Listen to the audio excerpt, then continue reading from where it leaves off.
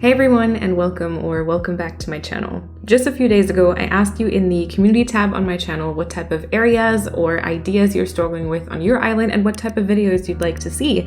And one of the most requested ones was a video about filler areas, smaller areas, and transitional areas and kind of stuff like that. So that's exactly what we're going to be doing today. Also, please excuse if there is more of an echo in this video than in the last couple of videos. That's because I did not build a blanket for today. Lyman, are you okay? I thought that instead of just telling you about some things that you could do and telling you about the theory of item placements or whatever, I thought that it would make a lot more sense for me to just show you around some of the islands that I've created before and kind of explain a few transitional areas that I always like to do and a few of the concepts that I constantly find myself going back to. So I hope that this can somewhat be helpful and inspire you for your island as well. So I would say without further ado, let's go ahead and get started.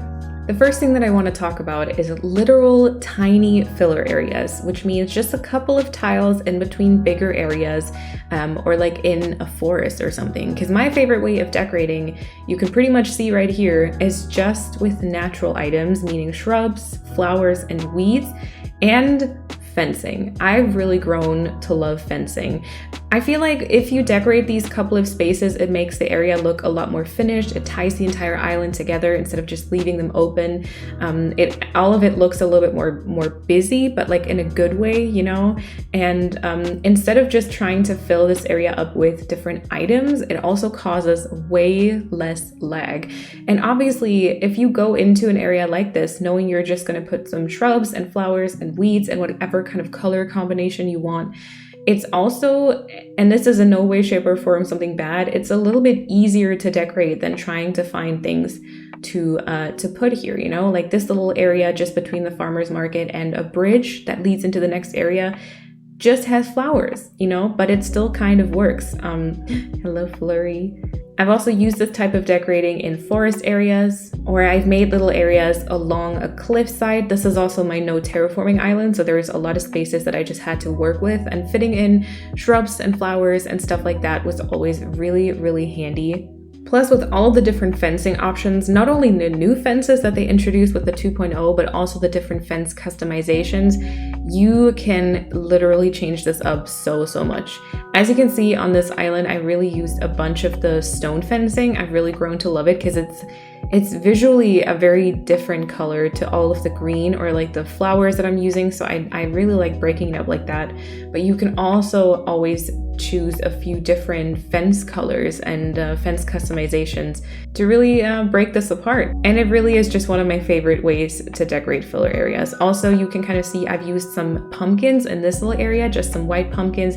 You can use any of the crops. I found that pumpkins are great. I also really like the sugarcane because it's just green and it fits in, but it's a different type of item or like natural item that you can use to your advantage. Because again, it causes a little bit less lag than items do and still is like a little bit of a different thing to place. Also, most of the tropical summer part on my Four Seasons island is kind of decorated in that way, that I've just used shrubs, flowers, some weeds, some fencing, and then just tossed in a couple of the bug models or flamingos or something like that to make it a little bit more interesting here and there. But most of it is really just covered with these natural items, which allowed me to completely cover everything, but still not have any lag in this area either. A big category in filler and transitional in small areas are farms, especially after the update. These options are now pretty much like unlimited. So I'll just show you a couple of examples that I've done on my islands before with crops or even without crops. So number one is this one here that I just made on this cliff. I mean, you could maybe say this isn't really a small area, but it's kind of a weirdly shaped one that because of my no terraforming challenge, I just kind of had to work with, and fitting in different types of farms with different layouts, you know. I also have this one, which obviously is a bigger area, but I'm just trying to kind of show you the layouts. So I've created different like crop areas with the in-game pathing and then did like a path kind of through it. And you can make this into really tiny areas and just spread this along a path. Kind of similar is this pumpkin farm here that I just made on this cliff. I wanted to tie in the white color of Flurry's house, and I just really spread these around without any pathing or anything like that along this like narrow cliff that I still had like left open from the path that I created over here. And this also gives you a view of the little farm that I made downstairs, which is just with the mum cushions as cauliflower and the sugar canes. And I feel like it really works. It's kind of a tiny area, and obviously you could only do 1 or 2 of those like stripes along a pathway, and it's something else to just shrubs or flowers. Speaking of this one in front of Flurry's house, I also made a different colored farm kind of in front of my house, which is just darker flowers. I really recommend color coordination for filler areas. If you have all of the surrounding areas with very light and colorful flowers, kind of like I do here, and then make like a tiny little flower farm area with some more darker flowers, it very much feels like you put a lot of effort into it and makes this little area here a lot more interesting than if you were also just to fill it with shrubs and flowers and some fencing, you know? I've, for example, also done a little honeybee farm right here as a little, you know, clump of flowers almost, just with a few of the items like around it. Or also on the other side here, we have a little lavender farm. Again, you could size these down or up just the way you want, but this is a great way to kind of fill some small areas and also kind of transitional areas, you know, in between some bridges and along a pathway. The same counts for this little tulip farm that I made. I made this area a little bit bigger with the silos that I spread around and all of that type of stuff. Again, though, you could literally make this into a teeny tiny area. Yet another pumpkin farm can also be found over here. Again, I've made this into a big area, but if you just spread a couple of pumpkins around without any pathing or anything, and you just have like a narrow path leading through it or something like that, it really fills up the entire space and makes it so much more interesting. Just like this area that I've created here on Neverland, which is kind of the lookout point or view for Winnie's farm. And I decided to spread a couple of pumpkins around and also have the wind turbines right here because it's such a nice and different idea, but also relatively easy to decorate. Another little farm that I created on Neverland was this like cocoa or cacao. To this day, I still haven't found a real name, but this farm right here, I've made it with a lot of the makeshift items because when I created this, we didn't have a lot of the crops. Obviously, you could switch this around quite a lot and exchange a bunch of the items, but I still really like the idea. And I made this very close to a cafe camper van, which just made sense in my brain. But again, it changes the area up a little bit. Another area that ties in with the entire bee farm is this little place that I made for Nate's house. So as you can see, the spaces along the sides are actually not that big, but I decided to actually incorporate a bee farm. And the way I did it is I made like little dirt tiles to place the flowers on, and then I just spread a couple of items throughout, like the little beekeeper's hive, or I just added this little cosmo shower to water the flowers and stuff like that. But I was really able to fit this into a pretty small space, and you could make this even smaller or even like thinner along a very narrow pathway, you know? Even though I've mentioned flowers just now with the different farm aspects, I feel like they almost deserve a separate section because the options that you have in this game just because of flowers are pretty much endless. Something that I created on my no terraforming island, because I had this section that was very narrow and didn't fit a house or anything, was I just created a flower walkway or pathway with a few butterfly models along the side, and I made it like super colorful and happy, and it ended up being like one of my favorite areas, you know? Flowers are also a great thing to use for viewing platforms, you know, to create like huge meadows with. You can either make them accessible or inaccessible. You can put towels in the middle to lie down on, you know, if there's like a spot that you don't know what to do with. If you color coordinate flowers, I also found that that really helped. I made this spot on offline that just had orange and blue flowers. Now, once again, this ended up being kind of a big area, but I think that you can see kind of what just using flowers and like a few colors really does to an area, because it really ties everything together and makes it seem like you put so much effort in it. So if you just have like a small area along a path or something, just pick like 1 or 2 different colors and use a few items maybe to support these colors, and it'll look so good. Narrow areas along a path. Now, again, this could just fit into the flower category because as you saw before, you can make that into a beautiful area just using flowers. But something else I found was awesome is mushrooms. I've created a few different mushroom areas before that are pretty narrow spaces and that I just filled with trees apart from it. And it's pretty much a transition area because it leads from one villager house to like the campsite, and there's nothing really to do here, but it's such a different area to the rest of the island that it really seems super special. And I've actually used the Mario mushrooms to do the exact same thing. Now with these, you can even place stuff on top of them and make it look super magical and very different to the previous aesthetic with like the seasonal mushrooms. And this can, once again, it can be an accessible area, it can be an inaccessible area, but it's a great way to fill some space. Benches and general places to sit down and take a little break. This also counts picnic spots and stuff like that, but I think this one is probably a very obvious choice. I can't count how many times I've made these little areas on an island and kind of work just with a few items to make an area a little bit more interesting. This could literally just be like a swinging bench, or you could place down a sofa with a few snacks around it. You could maybe drop a book by it to make it seem a little bit more used. Also, something I really like to do is to place some bikes or scooters close by and make it look like someone really just drove there, sat down, had a little break from everything around it.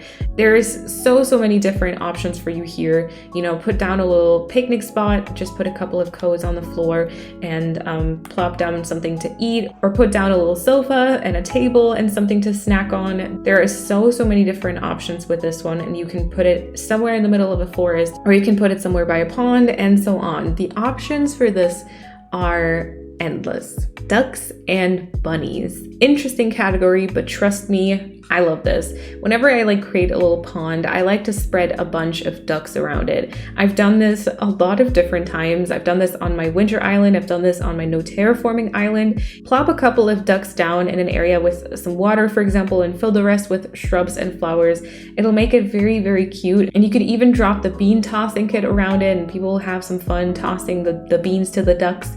Or also what you can do is you can use the bunny garden decoration and make a little bunny area. Also maybe combine this with the flowers, you know, make a little meadow, put some bunnies all around it. These type of areas always make me super happy to look at. I've mentioned bikes and scooters before, and this is actually also a great option to fill some space in the middle of a forest or by a villager house. You know, it could be like a bike rental, or it could just be a place where some people park their bikes or scooters and then went for a little hike instead or something like that. It, once again, introduces a little bit of a different item, but it doesn't clutter the area up too much, and it's just a generally very good idea. Laundry areas. Laundry areas have been around ever since the start of this game, I feel like, but there are so many options for this one too. I mean, I feel like I'm just repeating myself with what I'm saying here, but laundry areas are incredible. You can either put them somewhere just in the middle of an area, you could place them like by the campsite, you could place them by a villager house or by your house, you could place them by one of those areas to sit down. You could put them on the beach too. They're a great way to fill those very awkward, narrow beaches on the side as well. Or imagine, you know, you have like a very narrow area along a pathway and you combine like a laundry area with a bunch of colorful flowers. I feel like that would be an incredible idea and work really well to make the area look a little bit more interesting. Sometimes there's some inaccessible fill areas. I have made this experience on my no terraforming island that I ended up with some spaces that were a little awkward, you know, like some cliffs and stuff like that. And an item that I've grown to really love are the wind turbines. They're incredible, you know, not only for inaccessible areas like this one I've created on offline, which you can technically climb up to, but there's no real use. But as you walk across the area in front of it, it just is such a different idea and such a nice little breath of fresh air. It makes me very happy every time I kind of see it. And ever since then, I've started including these wind turbines on my islands a lot more. I've used these in like lookout spots across a lake. I've used these along the pathway and with some flowers in between them. And I think they're just an awesome way to create some height and have something else. The kids' tents. The kids' tents are such a great addition to the game. I've used them countless times, not only for like actual campsite builds, but also for like areas that, apart from just a few flowers and maybe a couple of other items, don't really have a lot. But the kids' tents, they make this entire forest area look so much more lived in and so much more like realistic and cozy. And I've used them in like inaccessible areas too, behind the campsite, just to fill up a space that you're not really supposed to go to, but to make it a little bit more interesting as well. And this is really just something I can 100% recommend. Delivery areas, or as I like to call them, box core. If you have an area that maybe is close to your nook's cranny, something that I've done on almost every single one of my islands is I've created an area with a bunch of boxes, as the name says, you know, box core, a bunch of, you know, delivery items. There's the trucks now, there's like stacked boxes, there's the default like box items that we've always had. There's some rolling carts and kind of stuff like that. There's so many different ideas for you to use boxes that this has always been a great way to fill a little space like next to nooks that I just didn't really have another use for. Along with this, I also want to mention inventory spaces. That sounds really awkward, but really you can make awesome inventory spaces and kind of shops with this. I've used this for like in front of nooks, but I've also made like planned shops with it, lined up a couple of the same items like next to each other, and then make it into a shop. And it'll be a great idea for a very small area, but tie in the entire theme and idea. Fake ponds. On my no terraforming island, I wasn't allowed to use a lot of water because technically that would also be something I'd recommend. Just create small ponds and small little rivers. But on my no terraforming island, I wasn't really allowed to do that. So what I did instead is I downloaded a pond code and I put that down. I've created different areas with it. Some are really small and just like filler areas, but I've also made like bigger ponds with it. But with a couple of standees, some ducks, some frogs, and other like pond and water related items, these areas have made me really, really happy. And once again, they're so different from the rest. Gyroids. I think once they got introduced, they all kind of stole our hearts, but gyroids are such a fun way for filler decorations. Like this tiny area in front of my house, I almost didn't use for anything, but then I ended up using some color coordinated gyroids just in like some pastel colors for this like spring area, put them on some different surfaces. I've used leaf stools, wooden stools, log stools, and a couple of the Mario mushrooms. I put some nice music on and now they do a little funny dance. And it's honestly the most adorable thing I've ever seen. And this area makes me incredibly happy. So I really recommend try out just making a little gyroid filler area. Also combine it with other things, you know, color coordinated flowers, maybe the mushrooms, stuff like that. Fountains and wells, etc. This is a little bit of a weird category, but as you can see with the areas that I'm showing you, I like to use these every once in a while to break things up too. And they're quite big items, so oftentimes if you plop these down just kind of in places that make sense, so I've always used them like close to the resident services or some wells, you know, by some farms and stuff like that. I think that they are a little bit of an eye catcher, but they fit into the area a lot, so it kind of makes sense. And I wanted to particularly mention them because I remember that for a very long time I never spared these a second glance because I felt like they didn't really fit, but every time I put them in an area it made me quite happy. I think a yoga spot has always been quite a popular choice, but especially now with the new yoga mat item, this is an incredible way to just fill a tiny little space, you know, put a music box by it, maybe make it into like an entire little spa moment with some slippers, some socks, kind of stuff like that.